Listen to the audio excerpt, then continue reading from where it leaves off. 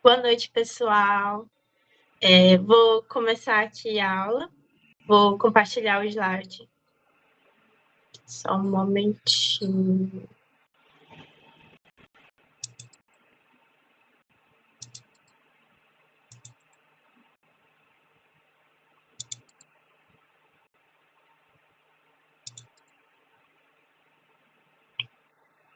Vocês estão conseguindo ver direitinho? Sim. Tá bom. Eu vou só introduzir aqui o pessoal, tá? Bom, Tá essa bom. palestra que a Agnes vai dar faz parte dentro de um projeto social que eu desenvolvo, que se chama Empreendedores de Rua, onde eu e mais algumas pessoas ensinamos habilidades básicas, desde educação socioemocional, psicologia. Agora nós entramos no módulo onde a gente está estudando um pouco mais sobre como criar um projeto, como desenvolver o projeto do zero, e também vai ter aulas sobre finanças. Então eu chamei a Agnes para ela fazer uma palestra justamente sobre hábitos, como desenvolver bons hábitos, como ter hábitos saudáveis, desenvolver uma rotina, porque todo mundo sabe, não, o empreendedor ele precisa ter uma rotina saudável. Então, justamente eu trouxe a Agnes para fazer essa palestra com vocês. E também aqui não está só o pessoal do empreendedor de rua, também tem o pessoal da RD da Safel, eu queria mandar um abraço para todos. Tá? Muito obrigado. Posso começar? Uhum. Tá, Fique à vontade. primeiramente, obrigada pelo convite. Estou muito honrada de poder compartilhar com vocês o meu conhecimento. Então, vamos lá. Como construir bons hábitos, né? Um bom empreendedor, ele precisa saber construir novos hábitos, hábitos saudáveis, porque a rotina vai começar a mudar e vai exigir de vocês. Aqui eu vou trazer um pouquinho sobre quem sou eu. Eu sou estudante de psicologia, estou no 10º semestre, eu faço palestras, sou criadora de conteúdo na internet e tenho formações complementares em neurociência e terapia cognitivo-comportamental. Acho que dá para pular essa parte. Eu queria começar com vocês explicando o que é um hábito. Um hábito é uma rotina ou comportamento que é realizado regularmente, em muitos casos de modo automático. Então, assim, um hábito é, por exemplo, você escovar os dentes todos os dias antes de dormir, tomar o café da manhã todos os dias antes de sair para trabalhar, para estudar, fazer atividade física em determinados dias da semana, em determinados horários. Então, são comportamentos que você produz regularmente. Tudo bem até aqui? À medida em que repetimos esses comportamentos, os processos neurais subjacentes começam a mudar. Para Joy, em 2018, quando uma ação é reforçada, estabelece uma ação-resultado, uma associação ação-resultado. O que isso quer dizer? Se eu escovo os meus dentes todos os dias, eu tenho um resultado. Qual é o resultado de escovar os dentes todos os dias? Ter os dentes limpos, manter uma higiene bucal saudável. Então, eu preciso estabelecer, o meu cérebro começa a entender dessa forma. Eu preciso de uma ação para ter um resultado. E aí eu trouxe uma frase de Aristóteles, que é muito interessante, combina muito com o nosso contexto, que é, nós somos o que fazemos repetidamente. A excelência, então, não é um ato, mas um hábito. Aqui a gente vai falar um pouquinho sobre a diferença entre comportamento e hábito. Para Skinner, o comportamento é qualquer ação ou atividade observável de um organismo em interação com o ambiente. Então, por exemplo, eu estou aqui falando com vocês, explicando o que é um comportamento, o que é um hábito, então isso é uma ação observável. Vocês estão me vendo, vocês estão me ouvindo e vocês estão imersos nessa aula. Isso basicamente é um comportamento. O hábito, para James Clear, é o comportamento. Calma, gente. O hábito é um comportamento realizado frequentemente, ou seja, é uma rotina. Aquilo que eu já expliquei para vocês. Inclusive, eu tenho uma recomendação de um livro que se chama Hábitos Atômicos. Muito bom esse livro, inclusive foi daqui que eu tirei essa referência. Aqui eu vou explicar um pouquinho sobre a neurociência dos hábitos. Então, aqui está. Associações ação-resultado são comportamentos direcionados a objetivos nos quais os indivíduos realizam alguma ação. E se o resultado for gratificante, o comportamento é forçado. Então, digamos assim, o Túlio, ele vai estudar para o vestibular. E aí, ele consegue passar no vestibular. Logo, o comportamento de estudar é reforçado. A probabilidade dele emitir o comportamento de estudar vai aumentar, vai ser mais provável que aconteça no futuro. Aqui está um outro exemplo de estudo também, que eu coloquei. Maria estudou para a prova de química todos os dias e conseguiu tirar 10. Logo, Maria terá mais probabilidade de estudar novamente para outras provas para conseguir o seu reforço. O que é o reforço? A recompensa. No caso de Maria, a recompensa dela é passar de novo na matéria. Com treinamento e repetição, o comportamento se torna automático e a associação se torna uma associação estímulo-resposta, invisível a resultados. O que isso quer dizer? Eu trouxe algo bem técnico, mas eu vou traduzir aqui. Isso significa que quando a gente faz algo repetidamente, talvez o nosso senso, a nossa percepção de recompensa possa cair. Então, não pode ser tão reforçador quanto eu comecei. O estímulo automático pode ser. Isso significa que, por ser automático, talvez não continue sendo tão reforçador como antes, mas isso não impede da pessoa continuar fazendo o que você já faz. É o caso de escovar o dente, por exemplo. Quando você, por exemplo, se você teve cárie, você levou um puxão de orelha do médico, do dentista, e aí você passou a escovar mais os seus dentes. No primeiro momento, você pode ter pensado, beleza, agora eu vou evitar de ter cárie de novo e tudo mais. Só que com o passar do tempo, isso pode tornar-se automático. E aí a recompensa de, eu não vou mais ter cárie, pode ser, só vou escovar o dente e é isso, já virou automático para mim, já perdeu o valor que tinha antigamente. Essa parte aqui em laranja se chama córtex pré-frontal. Ela fica bem aqui atrás da nossa testa e ela é uma região que é muito importante para a nossa gestão de tempo. Em termos neurobiológicos, ela é uma região muito nobre. Ela é muito cara no nosso cérebro.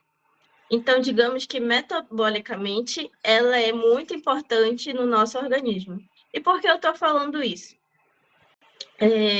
Para vocês terem noção, ela é tão importante que se houver privação de oxigênio ou privação de energia no nosso cérebro, a gente pode perder funções e até morrer células no nosso córtex pré-frontal.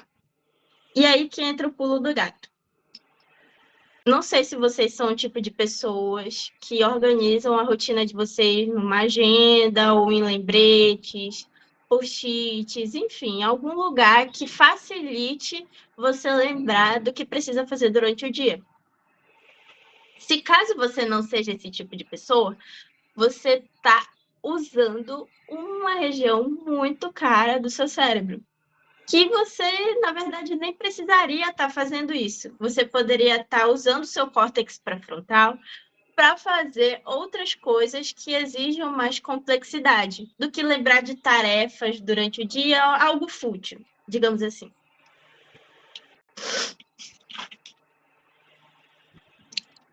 Agora, para vocês, futuros empreendedores, por que criar um hábito?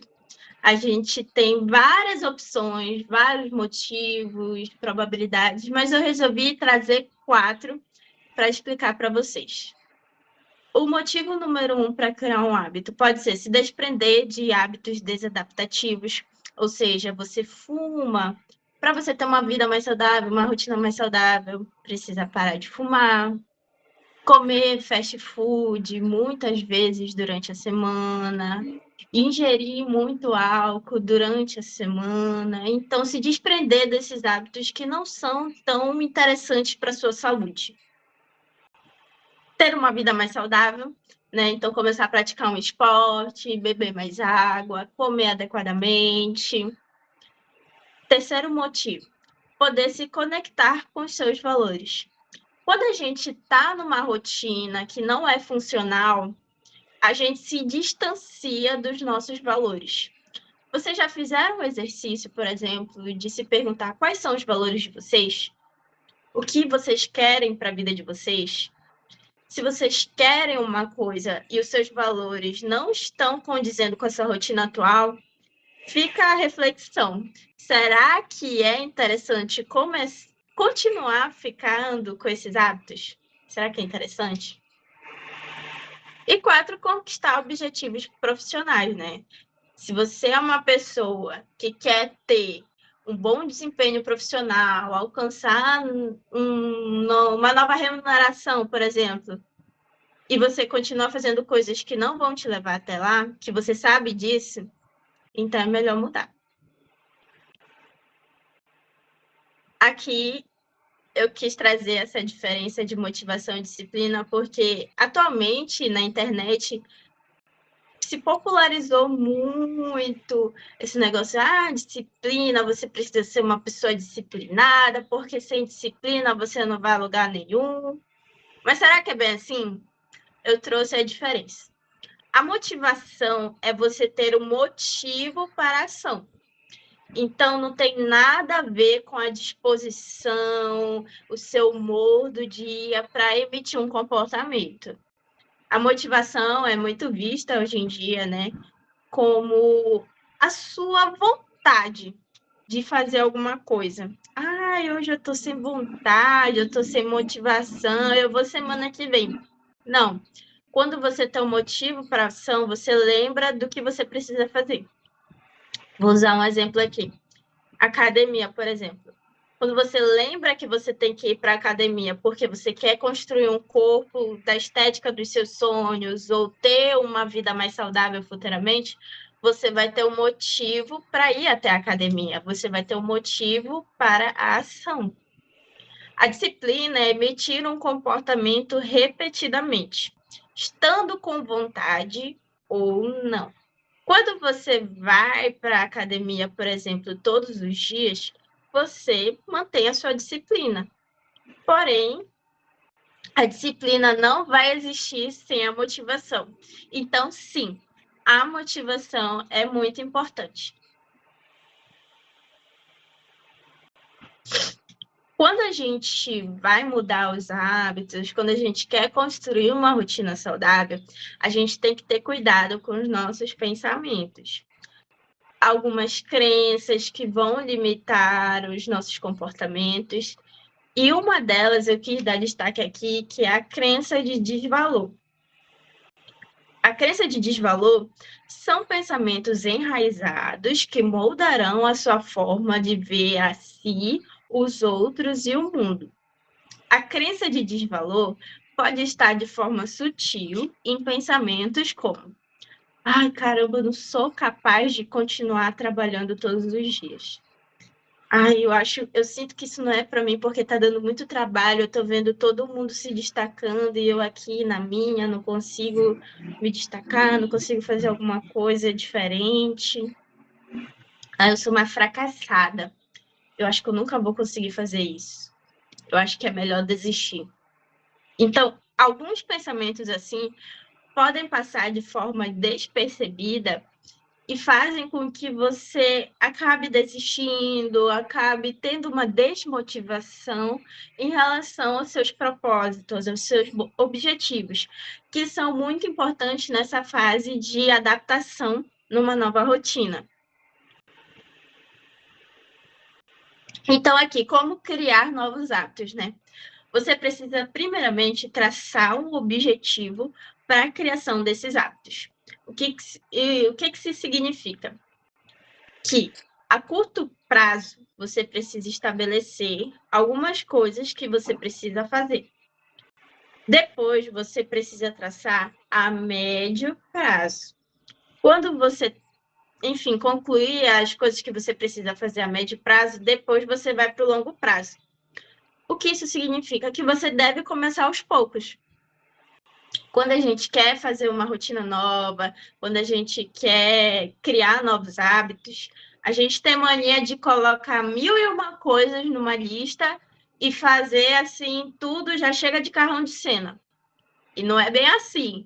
O seu cérebro precisa primeiramente se adaptar. Então, assim, se você quer correr uma corrida de 10 quilômetros, você não vai conseguir começar com 10 quilômetros. Você pode começar com 1 quilômetro, na outra semana você já aumenta para 2, na outra semana para 3 e assim vai. Quando você começa aos poucos, você está moldando o seu cérebro a criar um novo comportamento. E aí eu trouxe algumas perguntas norteadoras para você que quer sair, né, dessa rotina que você tem, quando você quer criar um novo hábito. Se vocês quiserem, vocês podem até tirar print aqui desse slide, que é: qual é o meu objetivo? Eu quero criar uma empresa, eu quero vender roupa. O que eu preciso fazer para alcançar desse objetivo? Eu preciso criar um Instagram para divulgar a minha loja, preciso comprar roupas para vender. Que tipo de público eu quero atender? Quem é que vai vestir as minhas roupas? Terceiro, como consigo aplicar o que preciso fazer dentro da minha realidade? Isso é muito importante porque às vezes a gente traça metas irreais, coisas que a gente não vai conseguir fazer nesse primeiro momento. E quando a gente não consegue fazer as coisas nesse primeiro momento, a gente se frustra, dá vontade de desistir. E é por isso que, na maioria das vezes, quando a gente vai criar uma nova rotina para a gente acaba desistindo, porque a gente não consegue manter essas metas irreais. O que eu preciso fazer nesse primeiro momento, no curto prazo? Então, é aquela ideia. Comprar umas 5 peças de roupas e ir vendendo, revendendo. Depois, o que eu preciso fazer para alcançar os resultados do curto prazo? E depois, o que eu preciso fazer para alcançar o médio? E depois, o longo prazo. Então, veja que você vai indo de pouquinho em pouquinho. Que nem aquele ditado popular, de grão em grão a galinha enche o papo. Então, é basicamente 1%. Quando a gente faz o nosso 1% todos os dias, a gente aumenta o nosso senso de valor. Então, quando a gente mantém a constância, a motivação, a disciplina, a gente aumenta o nosso senso de que você é capaz. Então, quando eu vou para a academia todos os dias, eu me sinto capaz de continuar emitindo esse comportamento. Quando eu começo a divulgar na minha loja do Instagram as minhas roupas, enfim, os meus calçados, os meus acessórios, eu sinto que eu estou fazendo a minha parte. Então, eu estou me recompensando de forma que a gente está vendo. E aqui, esse já é o final do slide. É uma prática que eu quero trazer para vocês, algumas recomendações de aplicativos e de ferramentas que vocês podem estar usando no dia a dia de vocês. Tem o Google Agenda, que é uma ferramenta que você pode anotar as suas tarefas do dia, colocar lembretes do que você precisa fazer. Eu uso ainda, comecei a usar recentemente, estou conseguindo me adaptar. Então, é uma interface simples, tem no celular de todo mundo, e é uma ótima maneira de você começar. Tem o Notion, que é uma ferramenta bem completa, tem um monte de coisa que você pode adicionar, colocar checklist, lembrete, colocar a sua evolução em algum hábito. Mas eu confesso que eu não me adaptei, mas tem gente que pode se adaptar, então eu trouxe aqui essa alternativa para vocês também. O Google Keep é um aplicativo do Google que eu uso bastante, eu gosto bastante dele. que você pode fazer anotações, checklist, ele é bem simples mesmo, não tem assim muito frufruzada, é prático, do jeito que eu gosto. A agenda física, muita gente subestima, mas eu amo a agenda física também. Se você não curte muito assim tecnologia, não gosta de ficar mexendo no celular muito, use sua agenda, porque também é uma ferramenta para você se lembrar. Lembre-se, quando você não anota coisas que vão ser óbvias para você, que você precisa lembrar todos os dias, você está gastando energia de uma região muito cara do seu cérebro. Então, por que não poupar essa energia para atividades mais complexas do que ficar usando para tentar, o que, que eu deveria lembrar mesmo? Eu deveria fazer aquilo. Não. Vamos começar a anotar, dar previsibilidade para o nosso cérebro, porque é importante. Tem os post-its também, é uma ferramenta que você pode colocar em literalmente qualquer lugar na sua casa, na parede, na geladeira, na porta, no seu computador. Você pode colocar em diversos lugares na sua casa para você ir se lembrando do que você precisa fazer, de um remédio que você precisa tomar, por exemplo. E são algumas alternativas que vocês podem estar aplicando no dia a dia de vocês também. Aqui tá as referências do que eu trouxe para vocês, se vocês quiserem dar um print depois e pesquisar. E é isso. A aula de hoje foi bem curta, mas eu espero que vocês consigam ter tirado de aprendizado. Se vocês tiverem alguma dúvida, podem me perguntar. Muito obrigado, Agnes, pela sua palestra. Tá? Algumas coisas que tu colocou aí eu já mostrei para eles. Por exemplo, na última aula eu literalmente abri o meu Notion e mostrei para eles como é que eu organizo as coisas dentro do Notion. Então, muitas coisas aí eles já começaram a desenvolver. Bacana. Alguém tem alguma pergunta? Pode ficar à vontade. Aproveita. Tu não quer fazer uma pergunta, não, Túlio? Tá. Tu consegue explicar melhor para a galera por que a motivação ela importa mais do que a pessoa ter disciplina? Posso. Como eu falei, a motivação, ela importa mais do que a disciplina, porque a gente precisa de um motivo para a ação. Então, se eu não tenho esclarecido na minha mente o que eu preciso fazer, o porquê eu estou fazendo aquilo que eu faço, eu vou ficar perdida. A chance, a probabilidade de eu desistir de continuar fazendo aquilo é muito grande. Uhum. Respondeu a tua pergunta? Sim, no caso, a motivação ela é antes da disciplina, né? Então, no caso, se a pessoa não tem motivação, não consegue desenvolver uma disciplina. Exato. As pessoas tendem a confundir motivação com energia. Então, eu tô com preguiça hoje, não quero ir, tô sem motivação. Não, isso é uma ideia errônea. A motivação é literalmente você ter um motivo para a ação, um motivo para agir. É basicamente isso. Entendi, obrigado. Mas alguém tem mais